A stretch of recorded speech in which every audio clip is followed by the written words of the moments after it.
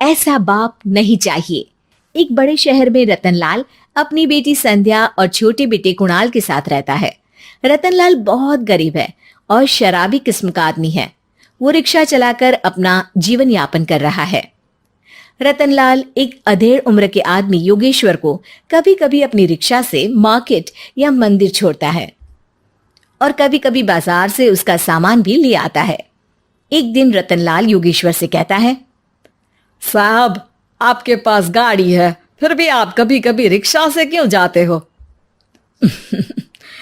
इन शहर की गलियों को आराम से देखना मुझे बहुत पसंद है। ठीक है साहब, मैं चलता हूँ, कल फिर आऊँगा। अरे रतनलाल, रुको तो।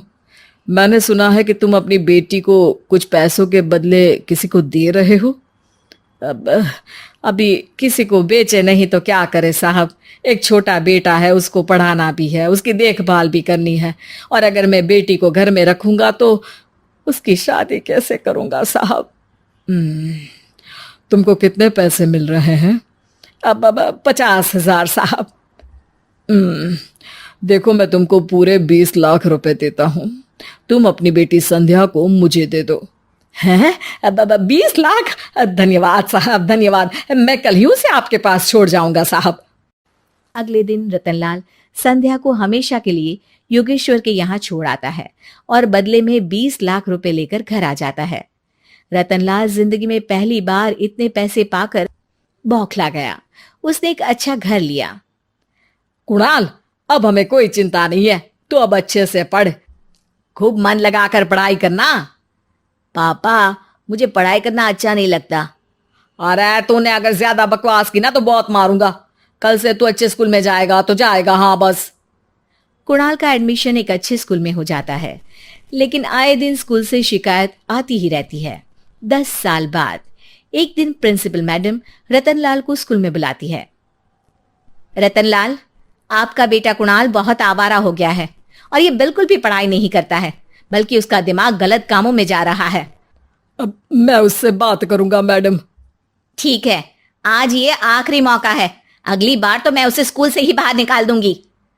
रतनलाल घर आ जाता है और कुणाल से कहता है, कुणाल बेटा, मैं तुम्हारे ऊपर इतना पैसा लगा रहा हूं, फिर भी तुम स्कूल में सही से क्यों नहीं पढ़ते हो? आप तो रहने ही दीजिए, मैं सब जानता हूं कि ये पैसा कहां से आया है। और वैसे भी अब ये पैसा मेरा है, मेरा जो भी मन होगा मैं करूंगा। आज के बाद मैं कभी स्कूल नहीं जाने वाला। रतनलाल को अपनी बेटी की याद आती है और वो रोने लगता है। 5 साल बाद कुणाल एक दिन एक लड़की को शादी करके घर ले आता है। पिताजी, ये मेरी पत्नी है स्वीटी। तुमने शादी कर ली? हाँ, शादी कर ली मैंने, दिखाई नहीं दे रहा।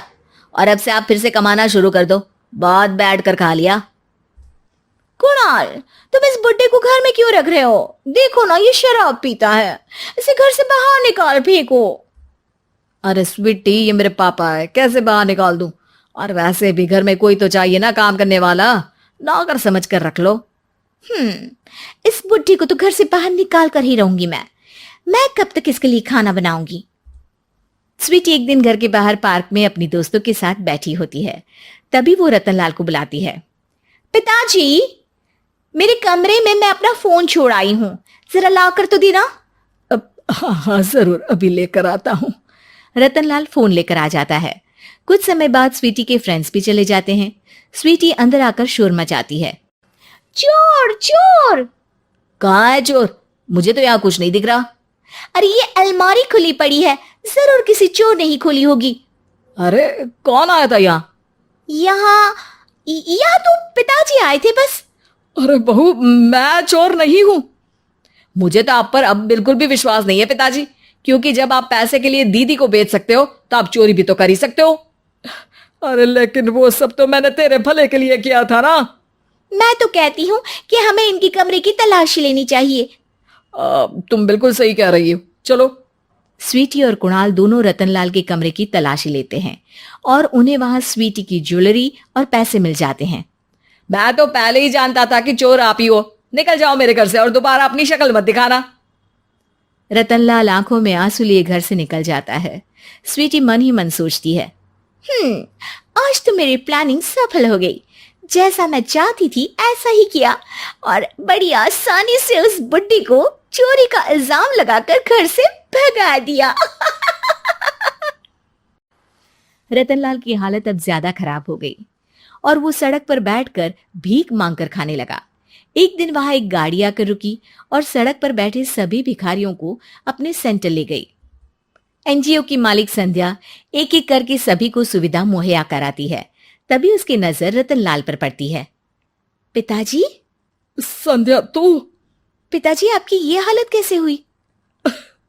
ये सब मेरे बुरे कर्मों की सजा है जो मुझे मिल रही है। मुझे माफ कर दे बेटी।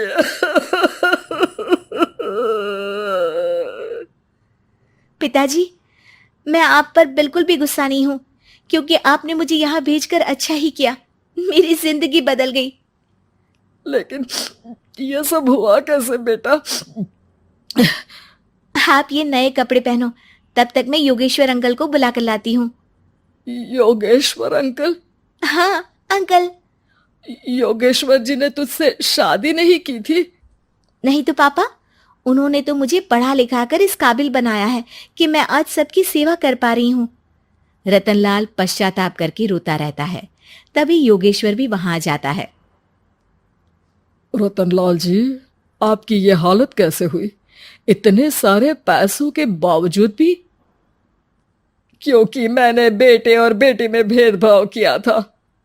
लेकिन आपने ये कैसे किया? मुझे ये जानना है, बताइए।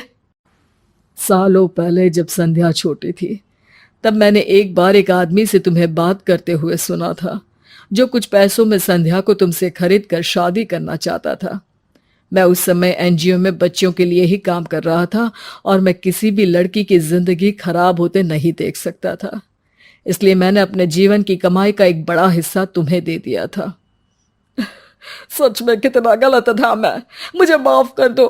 अब आप दोनों मेरे साथ घर चलो और आज मैं अपना सच्चा प्रायश्चित करना चाहता हूं। योगेश्वर और संध्या रतनलाल के साथ घर जाते हैं। स्वीटी दरवाजा खोलती है। चोर भिखारी, तू फिर से आ गया? चल भाग यहाँ से बुड्ढे। ये घर तुम्हारे बाप का नहीं, मेरा है। बाहर निकलो यहाँ से। रतनलाल कुणाल और संध्या को घर से बाहर निकाल देता है। योगेश्वर जी, अब ये घर आपका है और अब आप यहाँ एक और एनजीओ खोल सकते हैं। शायद अब ये सच्चा प्रायश्चित है। संध्या अपने पिता के गले लग जाती है।